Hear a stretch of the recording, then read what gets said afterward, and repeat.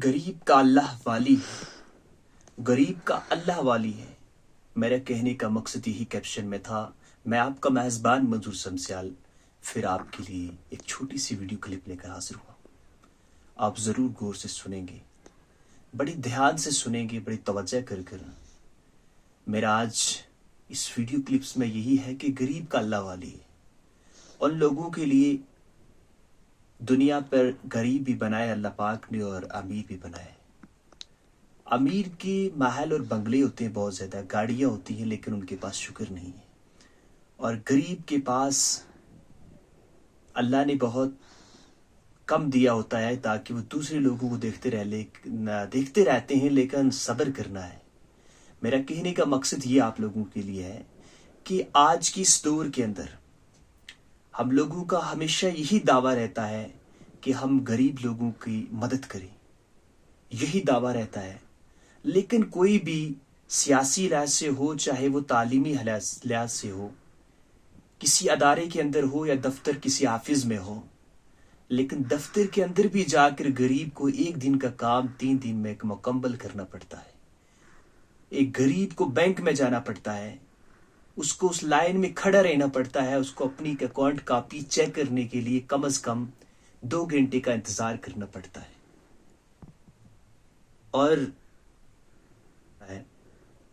हमेशा गरीब को मुश्किलात का सामना बार बार देखने को मिल रहा है, लेकिन वो दफ्तर की ठोकरें उनको खाने के बाद भी उनका कम हाल नहीं होता।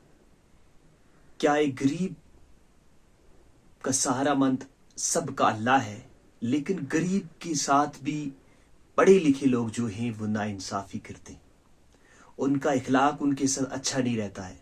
हमेशा अपने मुफाद के लिए लोग खड़े हैं। कहाँ से हमें अपने ही महल बंगला गाड़ी बने ताकि हम लोग कुछ कर पाएं।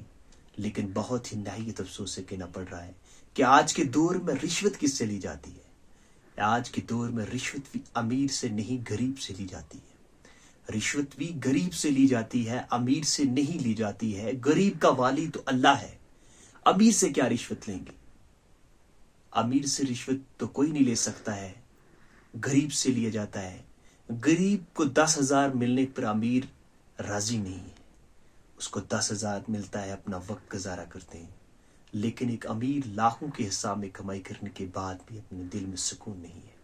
मेरा कहने का मकसद यह है कि आज के दौर के अंदर रिश्वत भी गरीब से ली जाती है। अमीर से कौन लेगा? गरीब को मुश्किलात का सामना देखने को मिल रहा है। अगर कहीं इलाके के रहबर बनाए होते हैं, जो लोग बड़े बनाए जाते हैं, जिनकी गरीब हमेशा ताज़ीम करते हैं कि ये हमारा भला करेंगे, हमारा कुछ काम करेंगे, लेकिन नहीं, वो भी अपने मफाद के लिए खड़ा है, अपने महल बंगले बनाने के लिए खड़ा है। लेकिन गरीब से जरूर खून और पसीना गरीब का छीनने के लिए तैयार हैं। मेरा कहने का मकसद आता है कि गुर्बत खत्म की जाएगी तो हमारे नजरिए सोच से, जहां तक हम अपनी एक साइकोलॉजी यूज करते हैं, जहां तक हम देख रहे हैं, तो गरीब दिन व दिन जो है ज्यादा बढ़ रही है गुर्बत। मेरा कहने का मकसद कि गुर्बत दिन व दिन ज्यादा बढ़ रही है, अमीर दिन से दिन ज्यादा अमीर हो रहा है। ये 2 वर्ड्स मैंने इस्तेमाल इसलिए किए कि अमीर जो हैं वो अमीर ज्यादा हो रहे हैं, क्योंकि उनके पास सब कुछ है, तो वही इन चीजों को इस्तेमाल करने के बाद गरीब जो है वो पीछे जा रहा है। और उसके साथ साथ गरीब से ही रिश्वत ली जाती है। गरीब ने अगर अपना 1,000 का काम बनाना है तो उसके लिए 2,000 खर्चना पड़ता है। अमीर के दर दर की ठोकरें दरवाजे पे खाने पड़ती हैं गरीब को। 10,000 लेने के लिए अमीर के पास 10 चक्कर लगाने पड़ते हैं। लेकिन वो लोग ये नहीं सोचते हैं कि अगर हमें अल्लाह ने कुछ दिया है, बख्शा है, तो हम इन लोगों के लिए बनाए, हम लोगों को, हम इनके मुलाजिम में नौकर होता है, अगर लोगों के लिए बनाए है तो हम इनके साथ वैसा ही सलूक करें। लेकिन नहीं, ऐसा कुछ नहीं है। गरीब जो है, गुर्बत जो है वह दिन ब दिन बढ़ रही है और अमीर दिन ब दिन ज्यादा आगे बढ़ रहे हैं। मेरा कहने का मकसद यही है कि गरीब लोगों को बहुत मुश्किलात का सामना करना पड़ रहा है।